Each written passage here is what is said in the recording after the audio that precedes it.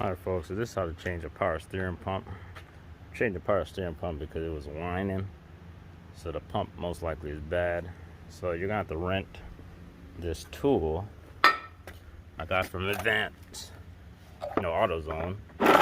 It's a pulley puller installer kit. The part number 27031, and basically you're gonna put it over the power steering pulley because you basically cannot get to these bolts without taking this thing off, like literally. So you bring it all the way down, and then once you get it all the way down, you put one, I guess, enclosure thing, put the other one on, and then put this little sleeve over it to lock it in. So basically you're gonna make tension. When you tighten it, it's gonna pull it forward. And I think that's a 13, not too sure, but I'm gonna find out in a little sec. Hold on. All right folks, so I got the pulley off, as you can see. So I just used 3/8 or 16 up here, and I used my adjustable wrench, and I just held it and I popped it off. So now you're exposed to bolts to the pump right here. I think those might be 13s or 16s. Let's see. All right, so there are 9/16. So now, as you can see, it's leaking real bad on this pump. You can see all that water. Well, I can't say water, but power steering fluid. So now I'm gonna take those off. It's probably best to disconnect that line, that metal line, while it's on, because it's gonna be hard to try and do it while it's off. You ain't got no tension holding it. So I'm gonna take that line off first, and then take the power steering pump off. All right. Correction on the bolts, you're gonna need a 13 or a half to get those power steering bolts off. The 3 bolts are up here, and then you gotta take this bracket off. I'm gonna do that next. All right folks, so after you get those bolts off, you're gonna have to take this pulley off too, and those are 13 or a half. You gotta take this bracket off. That bolt's right here, that's a 9/16. You also are gonna have to take off those 2 bolts on the bottom, because basically the power steering pump bolts behind it. So you gotta take this, I don't know what this pulley is for. You gotta take this off so you could basically pull the power steering from underneath. And there's another bolt down there, that's a 9/16. See that empty hole? That's another 9/16 you have to take off to get the power steering loose. You also gotta take off the one down here, that's a 13. That's the one that bolts it to the alternator. So I'm getting the pulley off now, pulley bolts off, so I can get this last bolt underneath. See it right there? That's the last bolt, so I could take this off, or at least free it enough so I could basically pull the power steering pump forward. So I'm gonna do that once I get it done. All right folks, so as you can see, I just pried the bolt off, and that's that last bolt. That's a 13 millimeter or a half.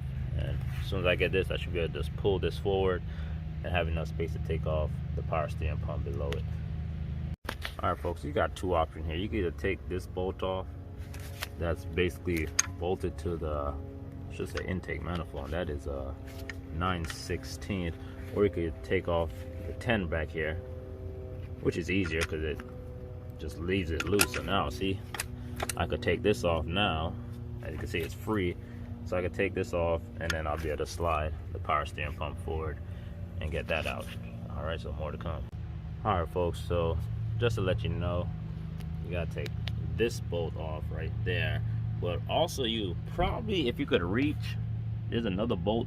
I don't know if I could, I don't know if I'll be able to show you, but basically behind this hole there's another bolt back there, and that's why the pump is still in. So you could probably might be able to find a wrench and do it, but it's kind of small space. So I just probably went the long way. Someone probably done this before, probably found an easier way. But I'm just gonna take this bolt off here, so I just get the whole bracket off and have access to the bolt behind this power steering. So if you've done this before and you probably found an easier way, let me know. But I can't get that bolt. I probably could, but I'm already this far in. I might as well just take this bolt off and then take the whole thing off. So yeah, more to come. All right folks, so as you can see, this was that bolt I was talking about. It's a 13 behind it. I mean, I probably could have got it out, but it probably would have been a real pain. So now I'm just gonna go get one from Advanced Auto Parts and basically reinstall it, and you'll see that happen. So more to come. Alright folks, so here's the remanufactured power steering pump. I'm going to have to put a link in the description on where I got it, so if you want to use the same pump. It is kind of a little different. I can't have the old one to compare because I turned in when I was at the store. But there's 2 O-rings that you have to put in. I'm going to show you where they go. Alright folks, so as you can see, I got the pump on. Now there's 2 O-rings that come, a black one and a white one. I'm not too sure where the white one goes, but I know the black one goes right there. See it above the little nipple? That's where that white O-ring goes. I'm still not too sure on where this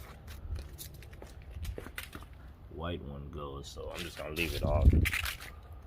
If someone knows, they could tell me, but as you can see, I'm bolting in back up the power steering. Put the 3 bolts onto the bracket, and then you put that bolt in because that's the one that holds onto, I gotta go get it, basically that little, I don't even know what you call that pulley that goes right here, but that's where that goes onto. And yeah, so once I get everything installed, you see the end.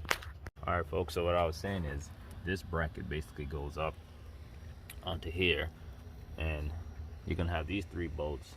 The 2 long ones go up into these 2 holes. They bolt up to the cylinder head on that bracket I'll show you, and then the small short one goes into that hole down there. See that empty hole? My camera would focus a bit, but basically the short one goes down to that bottom hole to secure the bracket for the power steering pump. So once I have everything hooked up, I'll show you. Alright folks, so I got everything tightened up.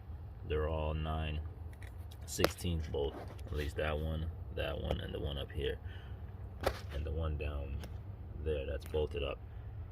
So now I'm gonna start installing the pulley. Don't forget to use your 16 on that power steering line and bolt it up while you got the space to, because once you put the pulley on, it's gonna be a pain in the ass to do it. So don't forget to bolt that up. Hook your hose up to the reserve, and yeah, put your serpentine belt on, and that should be it. But I'm just showing you how everything goes, where the bolt goes and all that good stuff. So alright, once I get everything up and running, I'll show you. Alright, so to reinstall the pulley, you're basically gonna want to hand tighten the thread rod all the way in. Then you're gonna run this down till it stops. Then you're just gonna hold the pulley with one hand, use a 17mm, and just tighten it, and it's gonna basically compress the pulley back onto, I guess, the stud. And yeah, that's it. So now I'm just gonna tighten back up this pulley, install the serpentine belt. I think I might have to bleed the system, we'll see. Alright folks, so as you can see, the car is jacked up, and I already bled the system. Basically I had the cap open, I filled it up, and I basically just kept turning the steering wheel left to right. And once I hit left, then I hit right, I counted it as 1. So I did about 20 times. And you can see the air bubbles. There's air bubbles. So the system is bled. So now should be good to go to start this thing up. And as we see, no squeaking or one.